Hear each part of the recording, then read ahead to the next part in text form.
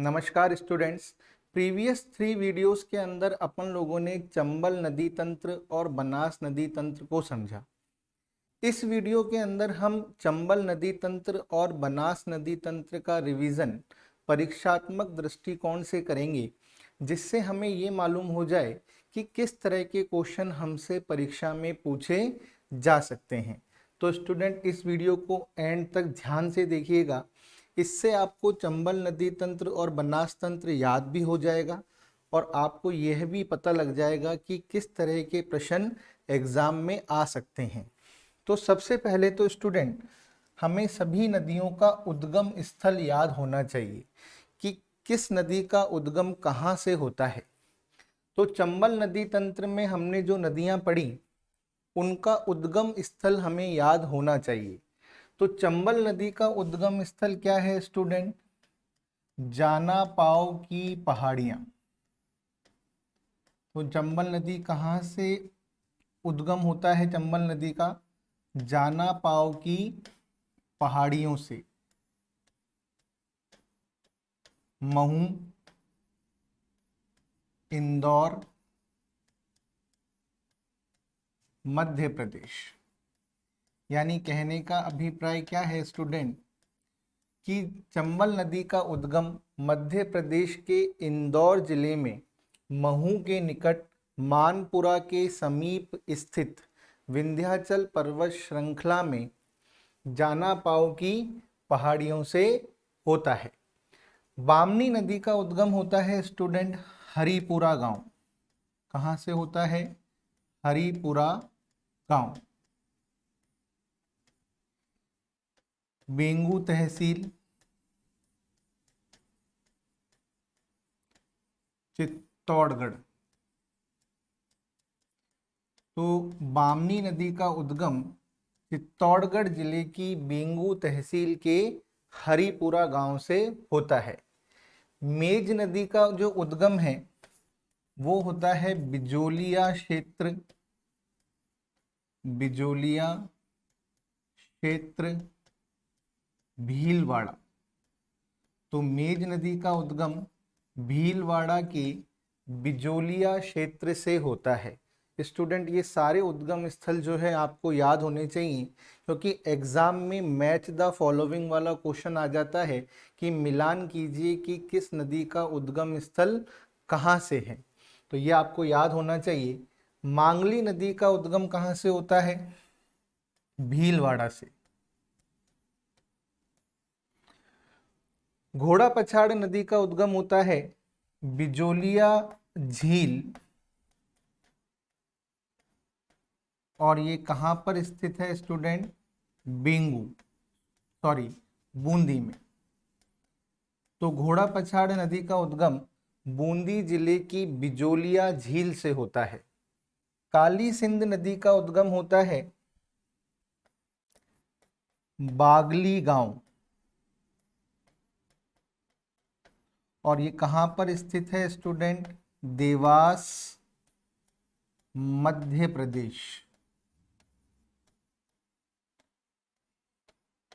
तो काली सिंध नदी का उद्गम मध्य प्रदेश जिले में मध्य प्रदेश राज्य के देवास जिले के बागली गांव से होता है। आहू नदी का जो उद्गम है स्टूडेंट वो होता है सुसनेर क्षेत्र, सुसनेर क्षेत्र, मध्य प्रदेश से। तो मध्य प्रदेश के सुसनेर क्षेत्र से किस नदी का उद्गम होता है? आहू नदी का। परवन नदी का उद्गम होता है मालवा के पठार से,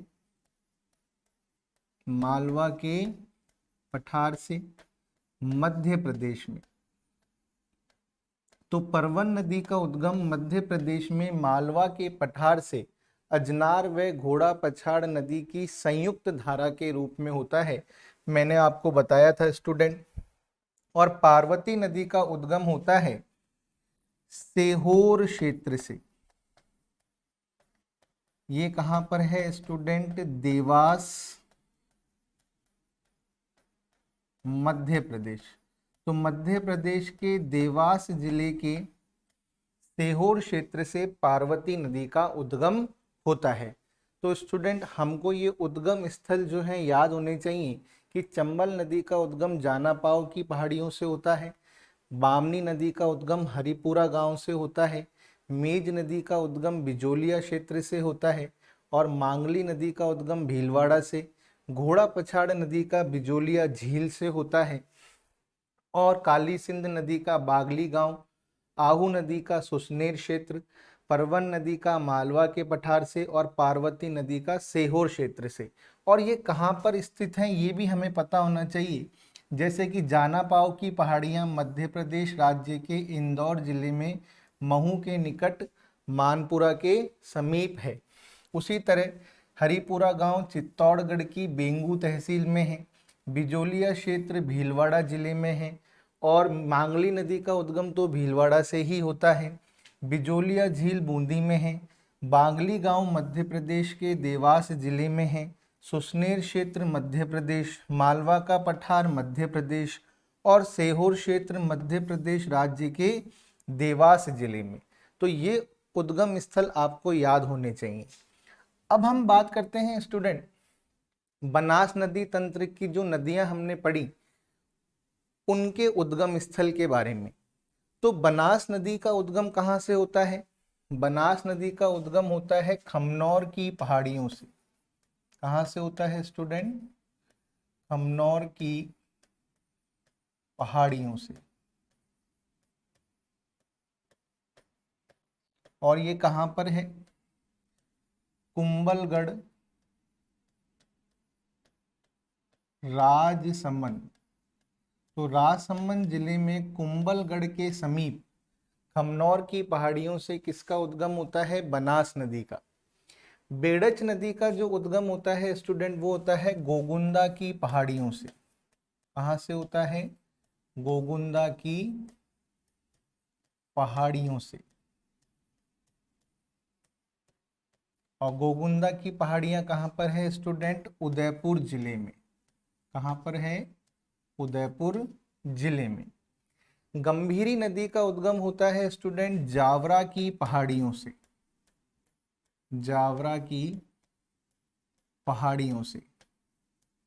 और जावरा की पहाड़ियाँ कहाँ पर है? मध्य प्रदेश में है और मध्य प्रदेश के रतलाम जिले के, मध्य प्रदेश के रतलाम जिले के कौन से गांव के अंदर है स्टूडेंट? मध्य जावद गांव में है। कहाँ पर है? जावद गांव में। तो जावरा की पहाड़ियाँ मध्य प्रदेश राज्य के रतलाम जिले के जावद गांव में है। और मेनाल नदी का उद्गम होता है स्टूडेंट मांडल की पहाड़ियों से। मांडल की पहाड़ियाँ कहाँ पर हैं? भीलवाड़ा।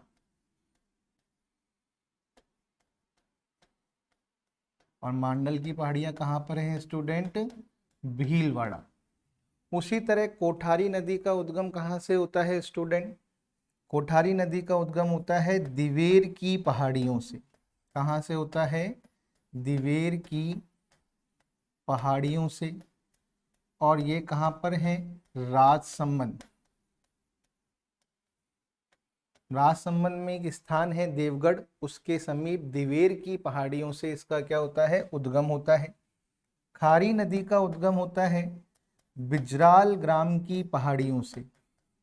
बिजराल ग्राम की पहाड़ियों से। और ये कहाँ पर है? ये है देवगढ़ तहसील राजसमंद में। देवगढ़ तहसील राजसमंद जिले में है। उसी बात डाई नदी का कहाँ से होता है? किशनगढ़ की पहाड़ी से। और किशनगढ़ की पहाड़ी कहाँ पर है स्टूडेंट? अजमेर में। तो ये उद्गम स्थल हमको याद होने चाहिए जो मैंने आपको बताए थे, क्योंकि एग्जाम में क्वेश्चन आ जाता है कि भाई बताइए किस नदी का उद्गम स्थल कहाँ पर है। तो ये उद्गम स्थल हमको अच्छी तरीके से क्या होने चाहिए? याद होने चाहिए। खास तौर से पहाड़ियों का क्वेश्चन आ ही जाता है कि बनास नदी का उद्गम खमनौर की पहाड़ियों से होता है और ये कहाँ पर है, राजसमंद जिले में कुंभलगढ़ के समीप। बेडच नदी का उद्गम गोगुंदा की पहाड़ियों से होता है और ये कहाँ पर है, उदयपुर में। गंभीरी नदी का उद्गम जावरा की पहाड़ियों से होता है और ये कहाँ पर है, मध्य प्रदेश के रतलाम जिले के जावद गांव में। और मेनाल नदी का उद्गम कहाँ से होता है, मांडल की पहाड़ियों से और ये कहाँ पर है, भीलवाड़ा में। कोठारी नदी का उद्गम दिवेर की पहाड़ियों से होता है, यह है राजसमंद में। और खारी नदी का उद्गम होता है बिजराल ग्राम की पहाड़ियों से और ये कहाँ पर है, देवगढ़ तहसील राजसमंद में। और डाई नदी का उद्गम होता है किशनगढ़ की पहाड़ी से और ये कहाँ पर है, अजमेर में। तो स्टूडेंट आप ये सब चीज़ें नोट कर लीजिए, क्योंकि ऐसे क्वेश्चन जो हैं एग्जाम में हमसे पूछ लिए जाते हैं। तो एक तो जो रिवीजन है वो बहुत अच्छा हो जाएगा इससे, चंबल और बनास नदी तंत्र का, और शॉर्ट में हो जाएगा। तो ये इस तरह के क्वेश्चन आपसे एग्जाम में पूछ लिए जाते हैं, तो उद्गम स्थल आपको याद रखना है। अब स्टूडेंट चंबल व बनास तंत्र में ये जो नदियां हैं, 6 नदियां अपन ने पढ़ी, ये एमपी से राजस्थान में आती हैं, यानी कि इनका उद्गम स्थल जो है मध्य प्रदेश है और ये मध्य प्रदेश से राजस्थान में क्या करती हैं, प्रवेश करती हैं। तो यह राजस्थान में कहाँ से प्रवेश करती हैं, यह हमें पता होना चाहिए। जैसे कि चंबल नदी जो है राजस्थान में चौरासीगढ़ चित्तौड़गढ़ से प्रवेश करती है, चौरासीगढ़ चित्तौड़गढ़ से प्रवेश करती है। उसी तरह काली सिंध नदी जो है स्टूडेंट, यह बिंदा गांव झालावाड़ से प्रवेश करती है। और जो आहू नदी है स्टूडेंट, यह नंदपुर गांव झालावाड़ से प्रवेश करती है। और जो परवन नदी है स्टूडेंट, यह प्रवेश करती है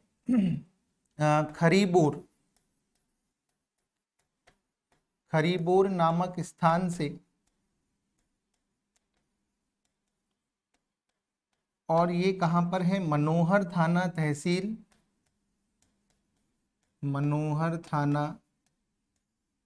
तहसील झालावाड़। उसी तरह पार्वती नदी कहां से प्रवेश करती है, करियाहट स्थान से प्रवेश करती है और यह कहां पर है, बारा में। और गंभीरी नदी जो है स्टूडेंट प्रवेश करती है निम्बाहेड़ा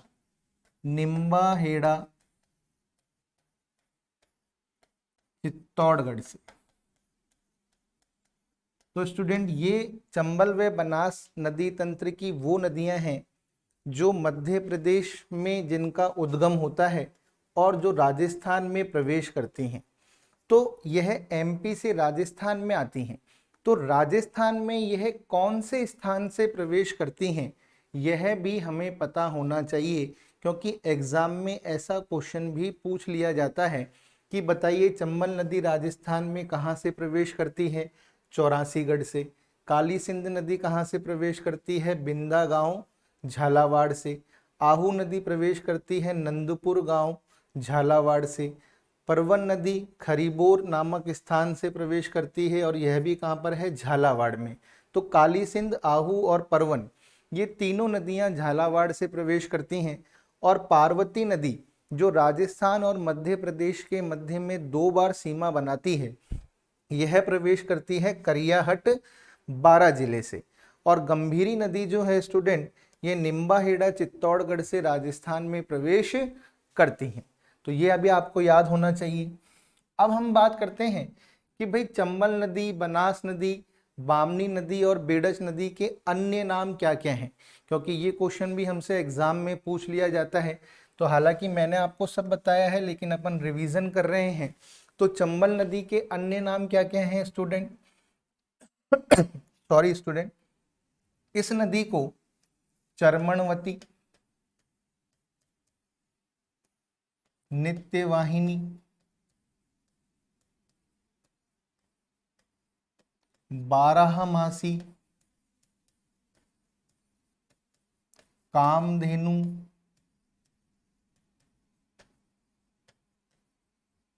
वाटर सफारी,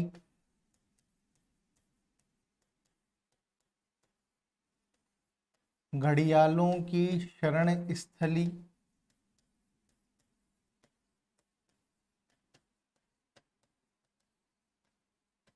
या प्रजनन स्थली के नाम से जाना जाता है।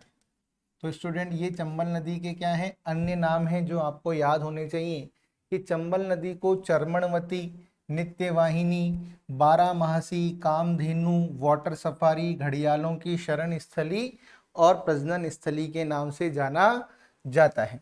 बनास नदी के अन्य नाम क्या हैं, वशिष्ठी, वर्णाशा और वन की आशा। ये क्वेश्चन एग्जाम में आया हुआ है स्टूडेंट। वन की आशा किस नदी को कहा जाता है, बनास नदी को कहा जाता है। और ये क्वेश्चन एग्जाम में पूछा हुआ है कि चर्मणवती किस नदी को कहा जाता है, तो चंबल नदी को कहा जाता है। बामनी नदी के बारे में मैंने आपको बताया था स्टूडेंट, इसे ब्राह्मणी नदी भी कहा जाता है। और बेड़च नदी को आयड़ नदी भी कहते हैं।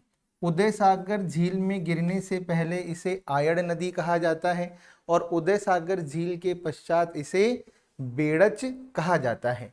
तो ये 4 नदियां हैं स्टूडेंट जिनके अन्य नाम आपको याद होने चाहिए, जो अपन ने चंबल और बनास नदी तंत्र में पढ़ी। अब हम बात करते हैं नदियों पर बने बांध। ये क्वेश्चन भी हमसे पूछ लिए जाते हैं। तो चंबल नदी के ऊपर कितने बांध हैं स्टूडेंट, गांधी सागर बांध, गांधी सागर बांध। फिर है राणा प्रताप सागर बांध, राणा प्रताप सागर बांध। फिर है जवाहर सागर बांध, जवाहर सागर बांध। और फिर है कोटा बैराज, फिर है कोटा बैराज। तो स्टूडेंट ये 4 बांध जो हैं ये चंबल नदी पर हैं, अपन ने इनके बारे में पढ़ा था। और ये 3 बांध 100 किलोमीटर के दायरे में ही स्थित हैं जिनके ऊपर विद्युत का उत्पादन किया जाता है। गांधी सागर बांध जो है स्टूडेंट ये है मंदसौर जिले में। कहाँ पर है, मंदसौर में। और मंदसौर जिला कहाँ पर है, एमपी में।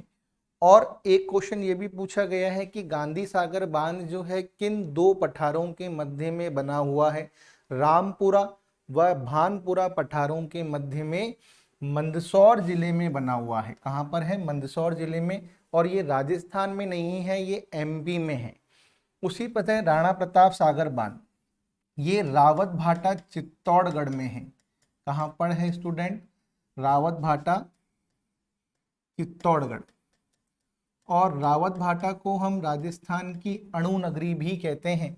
और राणा प्रताप सागर बांध की एक खास बात और है स्टूडेंट, ये राजस्थान का सर्वाधिक जल भराव क्षमता वाला बांध है। राजस्थान का सर्वाधिक जल भराव क्षमता वाला बांध कौन सा है, राणा प्रताप सागर बांध है। और ये रावत भाटा चित्तौड़गढ़ में है और इसे राजस्थान की अणु नगरी भी कहा जाता है। जवाहर सागर बांध कहाँ पर है स्टूडेंट, कोटा में। और कोटा बैराज भी कहाँ पर है, कोटा में। तो 2 बांध तो कोटा में है, एक चित्तौड़गढ़ में है और एक एमपी में है। और कोटा बैराज जो है इस बांध का कैचमेंट एरिया सर्वाधिक है। इससे सिंचाई के लिए नहरें निकाली गई हैं स्टूडेंट। तो इसके ऊपर विद्युत का उत्पादन नहीं होता। बाकी जो 3 बांध हैं इनके ऊपर विद्युत का उत्पादन किया जाता है। तो स्टूडेंट ये रिवीजन जो है ये बहुत ही आपके लिए फायदेमंद रहेगा। इससे आपको क्वेश्चंस भी याद हो जाएंगे और चंबल और बनास नदी तंत्र भी अच्छी तरह से और समझ में आ जाएगा। तो चंबल नदी पर कितने बांध हो गए स्टूडेंट, 4 बांध हो गए। बनास नदी के ऊपर अपन ने पढ़ा था बीसलपुर बांध, बीसलपुर बांध। बीसलपुर बांध कहाँ पर है स्टूडेंट, राजमहल गांव, और ये कहाँ पर है? टोंक में। कहाँ पर है? टोंक में। और ये पेयजल आपूर्ति की दृष्टि से राजस्थान का क्या है? सबसे बड़ा बांध है। और वर्तमान में अजमेर व जयपुर को पेयजल की आपूर्ति जो है इसी बांध से की जा रही है। तो ये क्वेश्चन भी एग्जाम में आ जाता है स्टूडेंट कि ये बांध कहाँ पर है। और अपन ने पढ़ा था बनास, खारी और डाई नदी के संगम पर ये बांध स्थित है। बेड़च नदी के ऊपर कौन सा बांध है? घोसुंडा बांध। कौन सा बांध है स्टूडेंट? घोसुंडा बांध। और ये कहाँ पर है? अप्पावास गांव, अप्पावास गांव चित्तौड़गढ़। अप्पावास गांव चित्तौड़गढ़ में है। और कोठारी नदी के ऊपर जो बांध है स्टूडेंट वह है मेजा बांध। मेजा बांध कहाँ पर है? भीलवाड़ा में। और इस बांध से भीलवाड़ा जिले को पेयजल की आपूर्ति की जाती है। तो अपन को याद रखना है कि चंबल नदी पर कितने बांध हो गए? 4 बांध हो गए। गांधी सागर, राणा प्रताप सागर, जवाहर सागर और कोटा बैराज। और बनास नदी पर कितने बांध? 1 बीसलपुर। बेड़च नदी पर घोसुंडा बांध कहाँ पर है? अप्पावास गांव में, चित्तौड़गढ़ में। और कोठारी नदी पर कौन सा बांध है? मेजा बांध। तो स्टूडेंट ये मुख्य बांध है इन नदियों के ऊपर। और सबसे इंपॉर्टेंट बात, राणा प्रताप सागर बांध जो है ये राजस्थान का सर्वाधिक जल भराव वाला क्या है? जल भराव की दृष्टि से सबसे बड़ा बांध है। और इसे राजस्थान की अणु नगरी, रावत भाटा को राजस्थान की अणु नगरी भी कहा जाता है। कोटा बैराज जो है स्टूडेंट, इस बांध का कैचमेंट एरिया सर्वाधिक है। इससे सिंचाई के लिए नहरें निकाली गई हैं और इस पर विद्युत का उत्पादन नहीं होता है। बीसलपुर बांध जो है राजस्थान का पेयजल की आपूर्ति की दृष्टि से सबसे बड़ा बांध है। और वर्तमान में अजमेर व जयपुर को पेयजल की आपूर्ति इसी बांध से की जाती है। और ये कहाँ पर है? राजमहल गांव, टोंक में। ठीक है स्टूडेंट, अब हम आगे पढ़ते हैं। नदियों के किनारे पर स्थित सभ्यता, यानी कि किस नदी के किनारे कौन सी सभ्यताएं प्राचीन काल में विकसित हुई, ऐसा क्वेश्चन भी हमसे एग्जाम में पूछ लिया जाता है। आहड़ सभ्यता स्टूडेंट उदयपुर में विकसित हुई। कौन सी नदी के किनारे? बेड़च नदी के किनारे। बेड़च नदी या आयड़ नदी भी अपन कह सकते हैं। बालाथल सभ्यता कहाँ पर विकसित हुई? उदयपुर में विकसित हुई। कौन सी नदी के किनारे? बेड़च नदी के किनारे। और बेड़च नदी को हम आयड़ नदी भी कहते हैं। नगरी सभ्यता कहाँ पर विकसित हुई स्टूडेंट? चित्तौड़गढ़ में। कौन सी नदी के किनारे? बेड़च नदी के किनारे। तो बेड़च नदी के ऊपर कितनी सभ्यताएं प्राचीन काल में विकसित हुई? 3 सभ्यताएं। कौन कौन सी? आहड़ सभ्यता, बालाथल सभ्यता और नगरी सभ्यता। और आहड़ और बालाथल सभ्यता कहाँ पर विकसित हुई? उदयपुर में। बेड़च नदी का उद्गम स्थल भी उदयपुर ही है, गोगुंदा की पहाड़ियां। और नगरी सभ्यता कहाँ पर विकसित हुई? चित्तौड़गढ़ में। ठीक है स्टूडेंट, बागोर सभ्यता जो है यह भीलवाड़ा में विकसित हुई। और कौन सी नदी के किनारे? कोठारी नदी। कोठारी नदी के किनारे प्राचीन काल में जो है भीलवाड़ा के अंदर बागोर सभ्यता विकसित हुई। और गिलुंड सभ्यता जो है स्टूडेंट, ये आपको याद रखना है, यह है राजसमंद जिले में विकसित हुई। और कौन सी नदी के किनारे? बनास नदी के किनारे। तो ये आपको याद रखना है। तो ऐसे क्वेश्चन भी हमसे पूछ लिए जाते हैं कि बताइए आहड़ सभ्यता किस जिले में है और कौन सी नदी के किनारे विकसित हुई? उदयपुर जिले में, बेड़च नदी के किनारे। बालाथल सभ्यता उदयपुर जिले में, बेड़च नदी के किनारे। नगरी सभ्यता चित्तौड़गढ़ में, बेड़च नदी के किनारे। तो बेड़च नदी के ऊपर 3 सभ्यताएं हो गई। बागोर सभ्यता भीलवाड़ा में कोठारी नदी पर। और गिलुंड सभ्यता राजसमंद में, बनास नदी पर। अब हम बात करते हैं स्टूडेंट नदियों के किनारे संगम पर बने दुर्ग। तो ये भी आपको याद होने चाहिए। तो कोटा दुर्ग कहाँ है स्टूडेंट? कोटा में है। और ये किस नदी के किनारे है? चंबल नदी के किनारे। किस नदी के किनारे है? चंबल नदी के किनारे है। भैंसरोडगढ़ दुर्ग जो है स्टूडेंट ये है चित्तौड़गढ़ में। कहां पर है? चित्तौड़गढ़ में। और चंबल व बामनी के संगम पर, चंबल व बामनी नदी के संगम पर। स्टूडेंट इस वीडियो को बहुत ही ध्यान से देखिएगा। सारे क्वेश्चन जो चंबल और बनास नदी तंत्र के हैं लगभग जो हैं कवर हो जाएंगे आपके, जो एग्जाम में हमसे पूछे जा सकते हैं। तो भैंसरोडगढ़ दुर्ग जो है यह चित्तौड़गढ़ में है, चंबल व बामनी नदी के संगम पर है। और कोटा दुर्ग कोटा में है, चंबल नदी के किनारे। मनोहर थाना दुर्ग जो है स्टूडेंट ये झालावाड़ में है, काली खो व परवन नदी के संगम पर।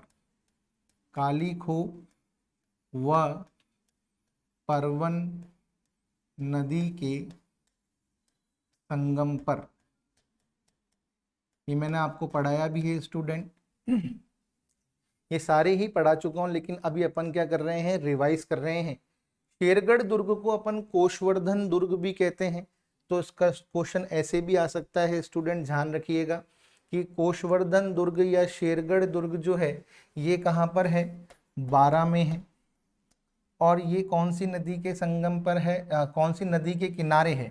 यह है परवन नदी के किनारे है स्टूडेंट, ये संगम पर नहीं है, परवन नदी के किनारे है। गागरोन दुर्ग बहुत ही इंपॉर्टेंट दुर्ग है, बिना नींव का दुर्ग है, जल दुर्ग की श्रेणी में आता है। शेरगढ़ भी जल दुर्ग की श्रेणी में आता है, भैंसरोडगढ़ भी जल दुर्ग की श्रेणी में ही आता है। और गागरोन दुर्ग जो है यह कहाँ पर है स्टूडेंट? झालावाड़ में है। और मैंने बताया था संत पीपा की छतरी और संत मीठे शाह की दरगाह जो है वो गागरोन दुर्ग में ही है। और यह आहू व काली सिंध नदी के संगम पर है। आहू व काली सिंध नदी के संगम पर है।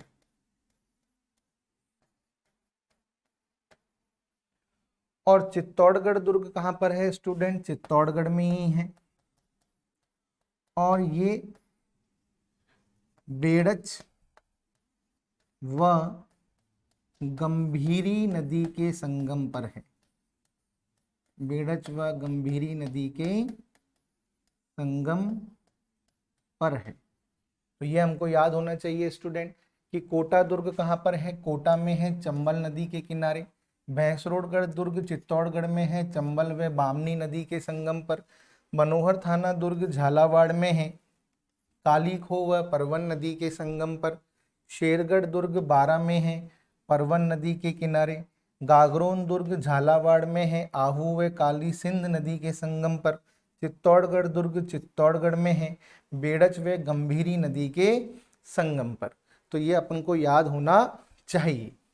उसके बाद अपन बात करते हैं नदियों के किनारे संगम पर स्थित अभ्यारण्य कौन कौन से हैं। तो अभी अपन ने पढ़ा था कि चंबल व बामनी नदी के संगम पर भैंसरोडगढ़ दुर्ग है। तो भैंसरोडगढ़ अभ्यारण्य जो है स्टूडेंट यह भी चंबल व बामनी नदी के संगम पर है। चंबल व बामनी नदी के संगम पर, ठीक है। जवाहर सागर अभ्यारण्य जो है स्टूडेंट ये चंबल नदी पर है, कोटा में। और जो राष्ट्रीय चंबल घड़ियाल अभ्यारण्य है यह भी चंबल नदी पर है स्टूडेंट। दर्रा या मुकुंदरा हिल्स अभ्यारण्य जो है स्टूडेंट ये आहू व काली सिंध नदी के संगम पर है। आहू व काली सिंध नदी के संगम पर,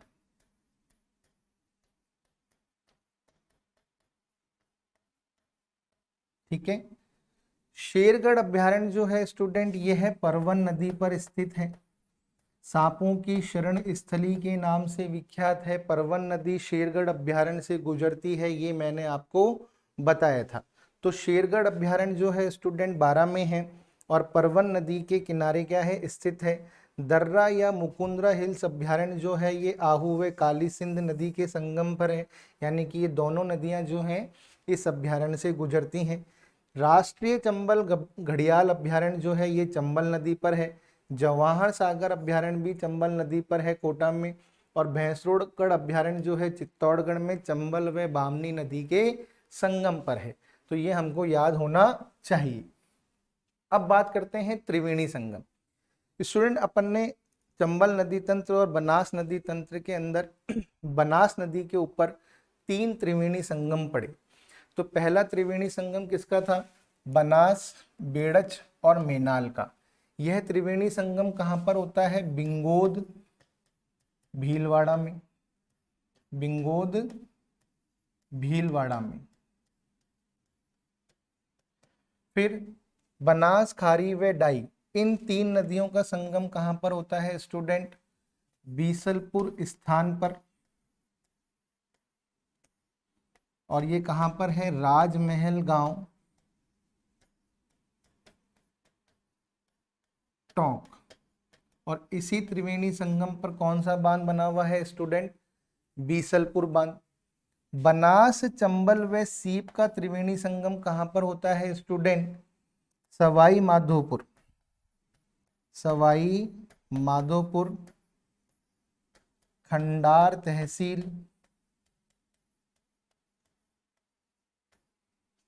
रामेश्वर धाम। रामेश्वर धाम। तो बनास, चंबल व सीप नदी का संगम सवाई माधोपुर जिले की खंडार तहसील के रामेश्वर धाम पर होता है। उसी तरह बनास, खारी व डाई नदी का त्रिवेणी संगम जो है टोंक के राजमहल गांव के बीसलपुर नामक स्थान पर होता है। और बनास, बेड़च व मेनाल का त्रिवेणी संगम बिंगोद भीलवाड़ा में होता है। तो ये हमको याद होना चाहिए। जलप्रपात, अपन ने चंबल नदी तंत्र और बनास नदी तंत्र में 3 जलप्रपात पढ़े। चूलिया जलप्रपात कहां पर है स्टूडेंट? कौन सी नदी पर है? चंबल नदी पर। और कहां पर है? भैंसरोडगढ़ चित्तौड़गढ़ में। कहां पर है? भैंसरोडगढ़ चित्तौड़गढ़ में। और यह राजस्थान का सबसे ऊंचा जलप्रपात है। इसकी जो ऊंचाई है वो 18 मीटर या 54 फीट है। भीमताल जलप्रपात जो है स्टूडेंट ये कहां पर है? भीमताल बूंदी में। भीमताल बूंदी में है। और कौन सी नदी पर है? मांगली नदी पर। कौन सी नदी पर है स्टूडेंट? मांगली नदी पर। और मेनाल जलप्रपात जो है यह मेनाल नदी पर है। कहां पर है स्टूडेंट? मेनाल नदी पर, मेनाल भीलवाड़ा में। मेनाल भीलवाड़ा में। तो ये अपन को याद रखना है स्टूडेंट कि चूलिया जलप्रपात जो है यह चंबल नदी पर है भैंसरोडगढ़ चित्तौड़गढ़ में। भीमताल जलप्रपात जो है ये भीमताल बूंदी में है मांगली नदी पर। और मेनाल जलप्रपात जो है मेनाल नदी पर है, मेनाल भीलवाड़ा में। तो स्टूडेंट सारे क्वेश्चन आपको समझ में आ रहे होंगे, क्योंकि ये परीक्षात्मक दृष्टिकोण से ही मैंने इसको समझाने की कोशिश की कि कैसे कैसे क्वेश्चन आपसे एग्जाम में पूछे जा सकते हैं। नदियों की लंबाई, तो स्टूडेंट अपन को ध्यान रखना है कि चंबल नदी की जो लंबाई है वो 966 किलोमीटर और कई किताबों के अंदर 965 किलोमीटर भी दे रखी है। तो अपन जहाँ तक हो सके 965 किलोमीटर ही मानेंगे, ठीक है ना। तो अपन को ध्यान रखना है कि 966 किलोमीटर या 965 किलोमीटर। और राजस्थान में जो इसकी लंबाई है स्टूडेंट, राजस्थान में है 135 किलोमीटर। राजस्थान में इसकी लंबाई कितनी है? 135 किलोमीटर।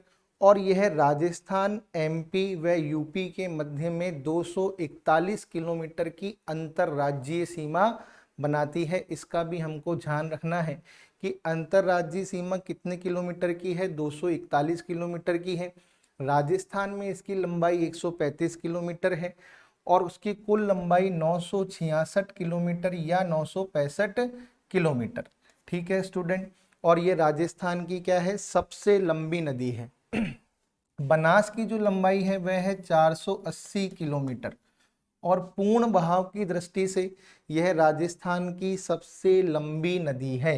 तो ध्यान रखना है कि चंबल नदी और बनास नदी का क्वेश्चन एग्जाम में पूछ लिया जाता है कि राजस्थान की सबसे लंबी नदी बताइए। तो राजस्थान की सबसे लंबी नदी चंबल है।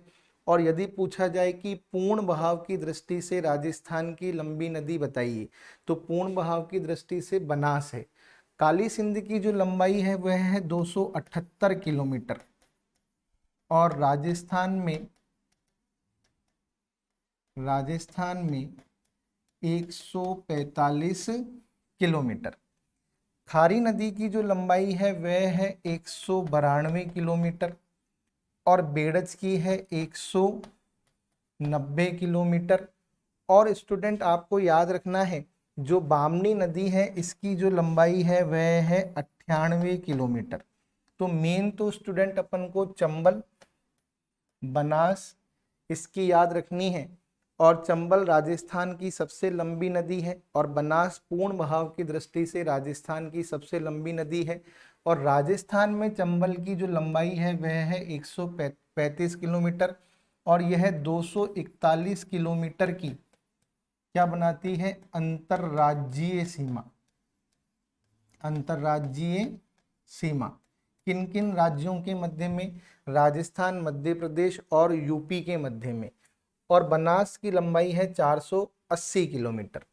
अब हम बात करते हैं स्टूडेंट कि नदियों के किनारे बसे शहर कौन कौन से हैं। तो नदियों के किनारे बसे शहरों की यदि हम बात करें, स्टूडेंट ध्यान रखना यहाँ पर बात की जा रही है शहर की, ना कि डिस्ट्रिक्ट की। तो नदियों के किनारे बसे शहर वाला क्वेश्चन भी हमसे एग्जाम में जो है स्टूडेंट पूछ लिया जाता है कि बताइए ये शहर किस नदी के किनारे बसा हुआ है। तो कोटा शहर जो है स्टूडेंट यह है चंबल नदी के किनारे। कोटा शहर चंबल नदी के किनारे है। केशोराय पाटन जो है ये बूंदी में है स्टूडेंट और यहाँ पर चंबल की गहराई सर्वाधिक है। और केशोराय पाटन भी किस नदी के किनारे है, चंबल नदी के किनारे है। तो ये शहर कहाँ पर है, बूंदी में है और ये भी चंबल नदी के किनारे है। भैंसरोडगढ़ जो शहर है ये चित्तौड़गढ़ में है और यह भी चंबल नदी के किनारे है। ठीक है स्टूडेंट, तो ध्यान रखना है कि कोटा, केशोरायपाटन और भैंसरोडगढ़ ये तीनों शहर जो हैं चंबल नदी के किनारे हैं। सवाई माधोपुर जो है स्टूडेंट ये बनास नदी के किनारे है।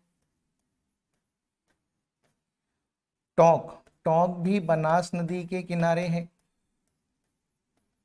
क्योंकि बनास नदी गुजरती है यहाँ से। और टोंक को तो दो समान भागों में विभाजित करती है बनास नदी और टोंक में सर्पिलाकार बहती है। ठीक है स्टूडेंट, ये अपन को ध्यान रखना है, एग्जाम में पूछा हुआ क्वेश्चन भी है। और सवाई माधोपुर के अंदर भी बनास नदी का प्रवाह ज़्यादा है।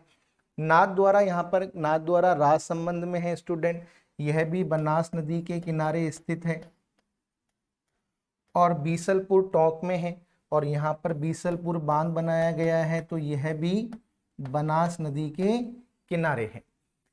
उसी तरह रेल मगरा जो है स्टूडेंट ये राजसमंद में है ये शहर और यह भी बनास नदी के किनारे ही है। रेल मगरा कहाँ पर है, राजसमंद में है और यह भी बनास नदी के किनारे है।